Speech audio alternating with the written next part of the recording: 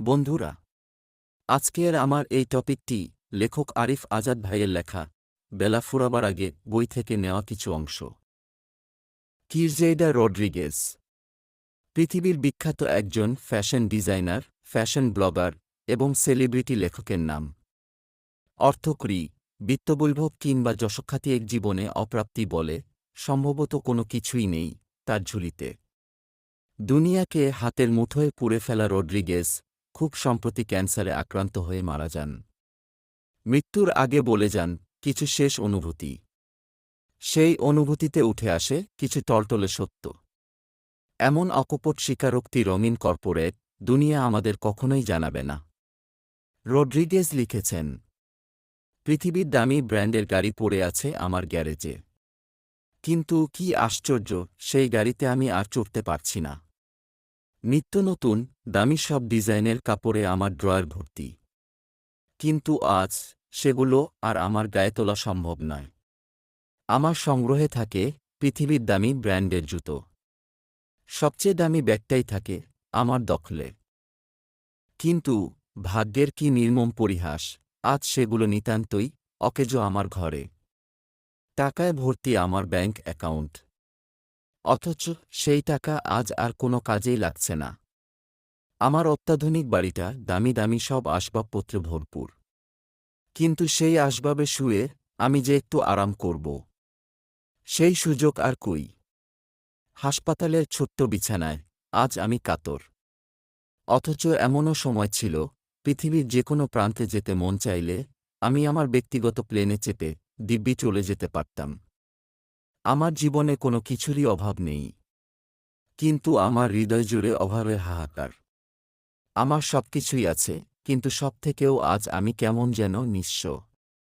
অর্থকরী উপার্জনের জন্য যে মানুষটা নিজের গোটা জীবনটাই ব্যয় করল, জীবনের একটা পর্যায়ে গিয়ে সেই টাকা, সেই অর্থ তার কোনো কাজেই আর লাগছিল না। সবচেয়ে দামি পোশাক গায়ে দিয়ে যে মানুষ চষে বেড়াত পৃথিবীর এ প্রান্ত থেকে ও প্রান্ত, সময়ের পরিক্রমায় হাসপাতালের দেওয়া রঙিন একটা চাদর ব্যতীত আর কোনো কিছুই সে গায়ে তুলতে পারছে না। দামি ব্র্যান্ডের গাড়ি কিংবা ওড়ার জন্য আধুনিক মানের জেট না হলে যা চলতি না, সে কিনা বন্দী হয়ে পড়ে হুইল চেয়ারের শিকলে। জীবন কতটা প্রবঞ্চনাময়, কতটাই ঠুনকো, তাই না? জীবন আসলে একটা মরীচিকার নাম, যেখানে মৃত্যুই হল ধ্রুব সত্য। দুনিয়ার জীবন বিশাল একটা নাট্যমঞ্চের ক্ষুদ্র একটা অংশ মাত্র। রাসূল সাল্লাল্লাহু আলাইহি ওয়াসাল্লাম বলেছিলেন, এই দুনিয়ার উপমা হল এমন এক মুসাফিরের মতো, যে তার ভ্রমণে বের হয়েছে। পথিমধ্যে ক্লান্ত লাগছিল বলে সে একটা গাছের ছায়ায় একটু বিশ্রাম নিয়ে আবার পথচলা আরম্ভ করেছে। পথিকের দীর্ঘ সফরটা কিন্তু দুনিয়ার জীবন নয়, সেই সময়টা আরও বহুমাত্রায় প্রলম্বিত। কেবল গাছের ছায়ার নিচে সে যে সময়টুকু ব্যয় করেছে, ওইটুকুই হল দুনিয়ার জীবন। মানে, একটা সুদীর্ঘ সময়ের যাত্রায় কেবল খুব অল্প কিছু সময়ের বিশ্রামের নামই হল দুনিয়া। মানুষের জীবনে মৃত্যুর মতো নির্মম সত্য আর কিছু নেই, অথচ সেই নির্মম সত্যকে, সেই অখণ্ডনীয় বাস্তবতাকে অস্বীকার করার জন্য আমাদের কত তোড়জোড়। আমরা মৃত্যু থেকে পালিয়ে বাঁচতে চাই, কিন্তু পালাতে গিয়ে আমরা মৃত্যুর আরও সন্নিকটে চলে আসি। মৃত্যু আসলে আমাদের তাড়া করে না, মৃত্যু তার নির্ধারিত স্থানে অপেক্ষারত। সময়ের পরিক্রমায় আমরাই বরং মৃত্যুর দিকে ছুটে যাই নিরন্তর। ধুকপুক ধুকপুক শব্দে বেজে চলছে আমার হৃৎপিণ্ড। এই কথার অর্থ দুটো। প্রথমত, আমি এখনও জীবিত আছি, আর দ্বিতীয়ত, আমি একদিন অবশ্যই মারা যাব। বিজ্ঞানের তাপ গতিবিদ্যার দ্বিতীয় সূত্রে আমরা পড়েছি, গরম একটি কফির কাপকে টেবিলের ওপর রাখা হলে সময়ের ব্যবধানে সেটি আস্তে আস্তে ঠান্ডা হতে থাকবে, তবে সেটি কখনোই আরও বেশি গরম হয়ে উঠবে না। তাপ গতিবিদ্যার এই সূত্র মানুষের জীবনের সাথে ও অদ্ভুতভাবে মিলে যায়। মাতৃগর্ভে যেদিন আমাদের প্রাণকণা সঞ্চারিত হয়েছিল, ঠিক সেদিন থেকেই আমাদের জীবনের উষ্ণতার শুরু।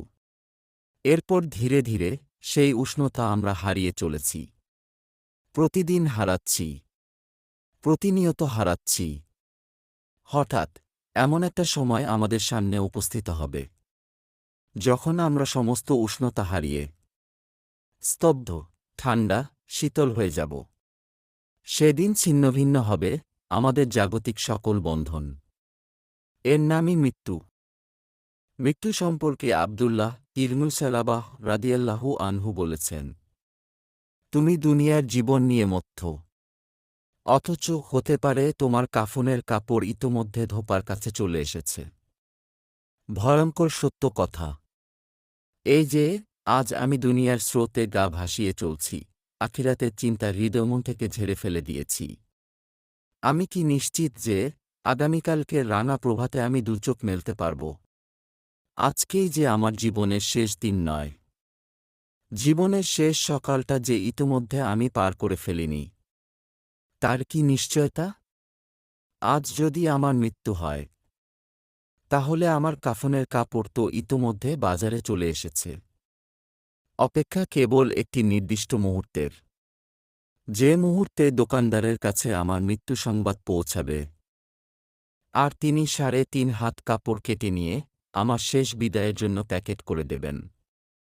যদি আজ সত্যিই আমার মৃত্যু হয়, আমি কি তাহলে আল্লাহর সামনে দাঁড়ানোর জন্য প্রস্তুত?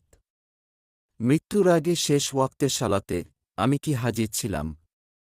যেদিন আমার মৃত্যু হয়, সেদিন আমার ঘরের টেলিভিশন কতবার অন অফ হয়েছে, আর কোরআন কতবার খোলা বাঁধা হয়েছে?